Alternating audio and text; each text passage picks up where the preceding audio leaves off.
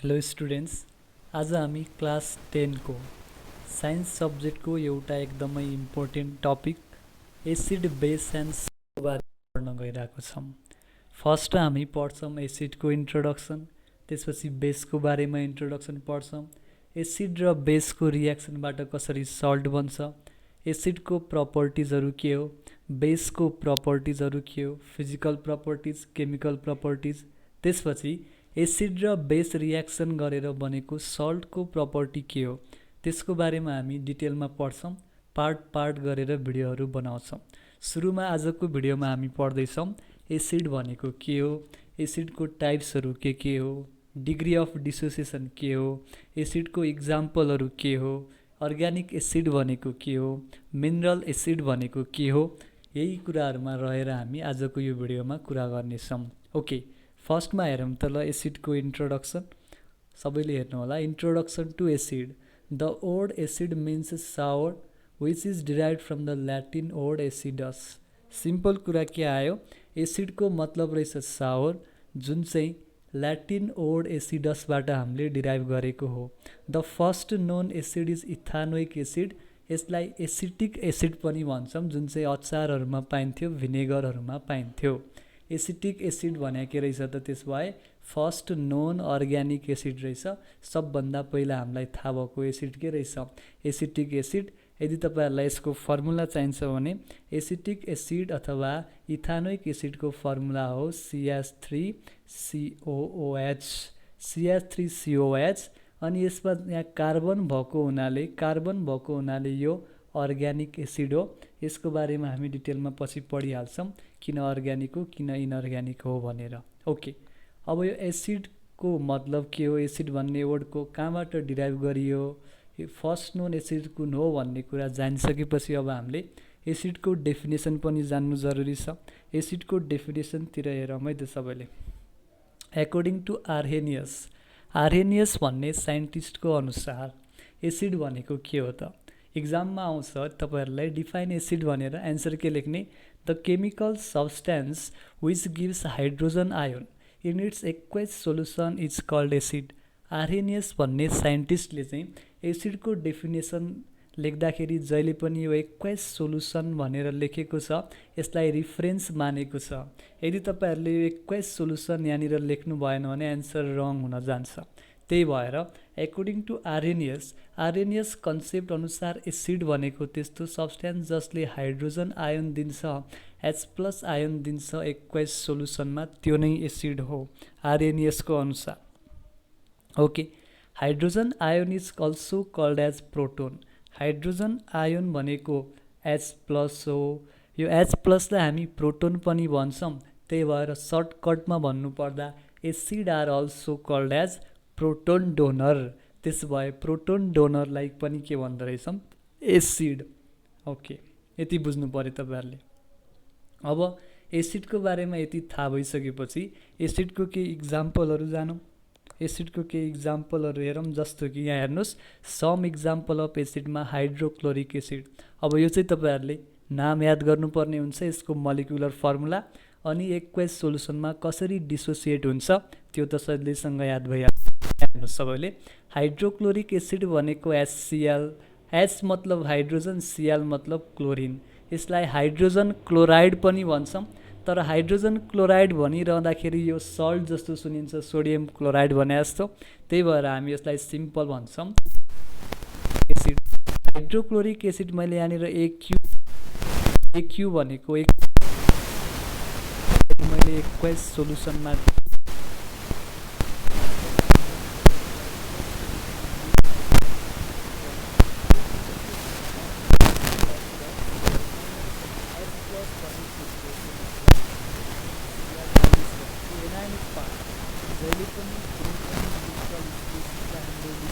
गर्दाखेरि यसबाट आएको रिजल्टमा नेट चार्ज 0 हुनुपर्छ। यसको मतलब के हो, यहाँ हेरौँ, H+ छ, यसमा एउटा पोजिटिभ चार्ज छ +1, Cl- छ, यसमा एउटा नेगेटिभ चार्ज छ -1, +1 र -1 लाई एड गर्दा कति भयो, टोटल चार्ज 0। त्यस भए हामीले यो डिसोसिएट गरेको राइट छ। हामीले डिसोसिएट गरेको राइट छ किनकि सुरुको मोलेक्युल पनि न्युट्रल थियो। यदि मैले यो दुईटा मोलेक्युलको यो दुईटा आयोनहरूको चार्जलाई एड गर्ने हो भने पनि 0 नै आयो, मतलब हामीले भनेको राइट छ। अब के हुन्छ भने hydrogen ion H+ ion unstable, यसले H+ आयोन बनाए हामीले त्यो चाहिँ एक्वस पोजिसनमा स्टेबल हुन्छ, अनस्टेबल। त्यसपछि स्टेबिलिटीको लागि के गर्छ, दुईटा hydrogen ion combine with water molecule, hydrogen आयोनले वाटर मोलेक्युलसँग कम्बाइन गरेर H3O+ बनाउँछ। के बनाउँदो रहेछ, H3O+। त्यस भए अब ओभरअल रियाक्सन के भयो, यसको लागि हामीले यो दुईटा इक्वेसनलाई जोड्छौँ। जस्तो कि यो रियाक्सन नम्बर फर्स्ट भयो, यो रियाक्सन नम्बर सेकेन्ड भयो। यो दुईटा इक्वेसनलाई एड गर्दा के भयो यहाँ हेर्नुहोस्, यतातिरको H+ र यताको H+ क्यान्सिल, यहाँ के बाँकी बस्यो HCl, HClलाई तल लेखेँ, यहाँ के बाँकी बस्यो वाटर, वाटरलाई तल लेखियो। त्यसो भए के बाँकी बस्यो यता H3O+ र Cl-। यो H3O+ को नाम के हो, कसैलाई थाहा छ तपाईँहरूलाई? यो H3O+ लाई हामी भन्छौँ हाइड्रोनियम आयोन। के भन्छौँ यो H3O+ लाई? हाइड्रोनियम आयोन, हाइड्रो NiUM है त, हाइड्रोनियम आयोन। H+ लाई सिम्पली हाइड्रोजन आयोन अथवा प्रोटोन भन्थ्यौँ, तर यो H3O+ लाई के भन्दो रहेछौँ, हाइड्रोनियम आयोन भन्दो रहेछौँ। अब हेरौँ त, नोड भनेर मैले के लेखेको छु, in aqueous solution hydrogen ion combine with water in order to form hydronium ion. त्यसो भए मैले त्यही कुरा लेखिदिएको छु त्यहाँ।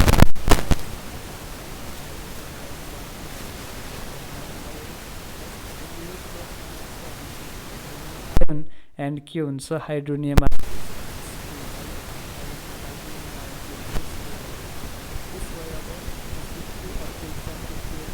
सल्फ्युरिक एसिड, एसिडको अर्को इक्जाम्पल के हो, sulphuric acid. Sulphuric well of vitriol पनि भन्छौँ।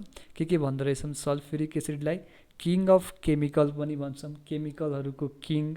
वेल अफ भिट्रोल पनि भन्छौँ, यो सल्फ्युरिक एसिडको अर्को नाम हो। अब यो कसरी डिसोसिएट हुन्छ यो सल्फ्युरिक एसिड, यहाँनिर हेर्नुहोस् H2SO4 हो यसको मोलिकुलर फर्मुला।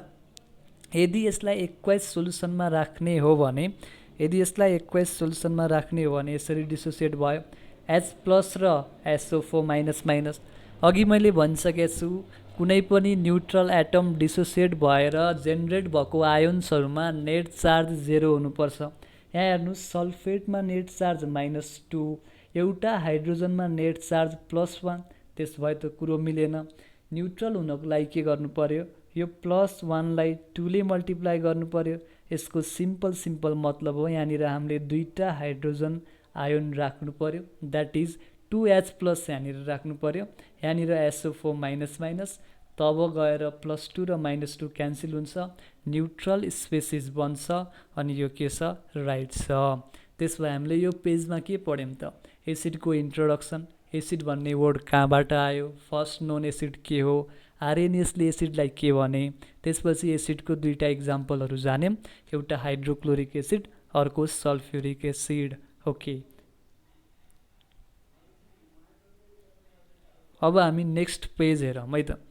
नेक्स्ट पेजमा हेरौँ त, एसिडको इक्जाम्पलहरू पढ्दैछौँ हामी अझै पनि। नाइट्रिक एसिड छ, नाइट्रिक एसिड हेर्नुहोस् त, यसको फर्मुला के रहेछ HNO3। नाइट्रिक एसिडको फर्मुला रहेछ HNO3। अब मैले यहाँ डिसोसिएट गरेर पनि देखाउँछु। यसलाई मैले एक्वास सोल्युसनमा डिसोसिएट गर्दा के हुन्छ, अघि जस्तै एसिड आर प्रोटोन डोनर भनेपछि यसमा के गर्नु पर्यो, H+ NO3-। H+ भनेको hydrogen ion that is proton, NO3- भनेको के हो त नाइट्रेट आयोन, NO3- भनेको के हो नाइट्रेट आयोन। अर्को हेर्नुहोस् एसिटिक एसिड CH3COOH, यसलाई मैले डिसोसिएट गरेँ भने के हुन्छ CH3COO-, यसलाई भन्नुपर्छ एसिटेट, के भन्नुपर्छ ACETAT, एसिटेट आयोन, प्लस यसको काउन्टर पार्ट के हो हाइड्रोजन आयोन H+। सिम्पल के गरेको, यहाँबाट CH3COO- निकाल्यौँ, H+ निकाल्यौँ। कार्बोनिक एसिड, कार्बोनिक एसिड, अब यसलाई पनि डिसोसिएट गर्नु पर्यो। Carbonic acid is a weak acid, यो एसिटिक एसिड पनि विक एसिड हो। कार्बोनिक एसिड पनि विक एसिड हो। जति पनि अर्ग्यानिक एसिडहरू छ सबै विक एसिड हो। यसको डिसोसिएसनमा यहाँनिर हेर्नुहोस् मैले बिचमा सिङ्गल हेडेड एरो यसरी राखेको छु, सिम्पल यस्तो एरो राखेको छु, सिङ्गल हेडेड एरो। तर हेर्नुहोस् एसिटिक एसिडको डिसोसिएसनमा मैले यस्तो एरो राखेको छु। यो डबल हेडेड एरो अथवा लेफ्टतिर पनि राइटतिर पनि चुच्चो भएको एरोको मतलब के हो भने यसको मतलब हो गिभन एसिड के छ, गिभन एसिड विक एसिड हो, can dissociate also can combine. Dissociate पनि हुनसक्छ, कम्बाइन पनि हुनसक्छ, that is their degree of dissociation is very low. त्यही भएर त्यहाँनिर मैले डबल हेडेड एरो राखिदिएको हो। अब यो कार्बोनिक एसिडलाई पनि डिसोसिएट गर्न सकिहालिन्छ। कार्बोनिक एसिडलाई कसरी डिसोसिएट गर्ने त भन्दाखेरि H+ दिन्छ। अब रिमेनिङ पार्ट के हो त carbonate minus minus CO3 minus minus. अब हेर्नुहोस् फेरि हाम्रो रिजल्टलाई त न्युट्रल बनाउनु छ भनेपछि यो हाइड्रोजनमा के थपिदिनु पर्यो 2, दुईटा प्लस चार्ज र दुईटा माइनस चार्ज, एन्सर के आउने भयो 0 आउने भयो, न्युट्रल। त्यसो भए हामीले एसिडको इक्जाम्पलहरू पढ्यौँ, कसरी त्यसलाई एक्वाइज सोलुसनमा डिसोसिएट गर्ने त्यो पनि जान्यौँ। ल अब हामी हेरौँ त degree of dissociation of acid भनेको छ। यो भनेको चाहिँ के रहेछ एकचोटि यसको बारेमा बुझौँ। Degree of dissociation of acid यसको सिम्पल मतलब हो गिभन एसिड चाहिँ कति अमाउन्टमा, कति एक्सटेन्टमा, कति पर्सेन्टेज डिसोसिएट हुन्छ। जस्तो कि मैले कुनै एउटा सोल्युसनमा 50 ग्राम एसिड राखेँ अथवा 50 ml एसिड राखेँ भने यो डिसोसिएट भएर कति ग्राम यसको डिसोसिएट हुन्छ, कति ग्राम चाहिँ अनडिसोसिएट अनआयोनाइज्ड फर्ममा बस्छ, त्यसको बारेमा हामीले एक्सप्लेन गर्ने हो यो डिग्री अफ डिसोसिएसनको थ्रुबाट। जस्तो कि हामी हेर्छौँ अब यसको डेफिनेसन एकचोटि पढ्नुहोस् त। It is define as the extent to which the given acid can dissociate into its corresponding ion. यो भनेको त्यस्तो एक्सटेन्ट हो, त्यस्तो मेजर हो जसबाट चाहिँ गिभन एसिड कति डिसोसिएट हुनसक्छ यसको आयोन्सहरूमा। गिभन एसिड करेस्पोन्डिङ आयनमा कति डिसोसिएट हुनसक्छ त। जस्तै यहाँ माथि हेर्नुहोस् एउटा इक्जाम्पल यहीँ छँदैछ। हामीले यो H2CO3 कार्बोनिक एसिडलाई डिसोसिएट गऱ्यौँ नि H+ र CO3 माइनस माइनस। जस्तो कि मैले यहाँनिर 5 ग्राम कार्बोनिक एसिड लिएको थिएँ अथवा 5 ml भनौँ एसिड हो। यो डिसोसिएट भएर जम्मा यसको चाहिँ जम्मा 2 ml डिसोसिएट भयो भने कति डिसोसिएट भयो यो 2/5 × 100 गरेर पर्सेन्टेज अफ डिसोसिएसन निकाल्छौँ। यसको डिसोसिएसनको पर्सेन्टेज आधाभन्दा पनि कम आउँछ, द्याट इज के भयो लेस देन 50%। यदि डिसोसिएसन चाहिँ लेस देन 50% आयो भने कम डिसोसिएट भयो, मतलब आधाभन्दा पनि कम टुक्रियो आयोन्समा। यदि डिसोसिएसन डिग्री अफ डिसोसिएसन धेरै आयो भने गिभन एसिड चाहिँ नि आयोनमा सजिलै कन्भर्ट हुँदो रहेछ, त्यसको डिग्री अफ डिसोसिएसन के हुने भयो हाई हुने भयो। ल अब यसमा हेरौँ त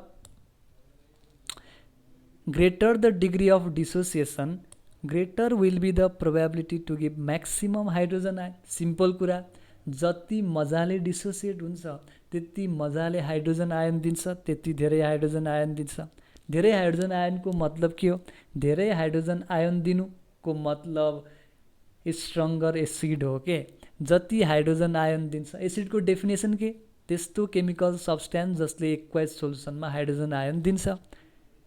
हामीसँग स्ट्रङ एसिड छ भने त्यसको डिग्री अफ डिसोसिएसन ज्यादा हुन्छ।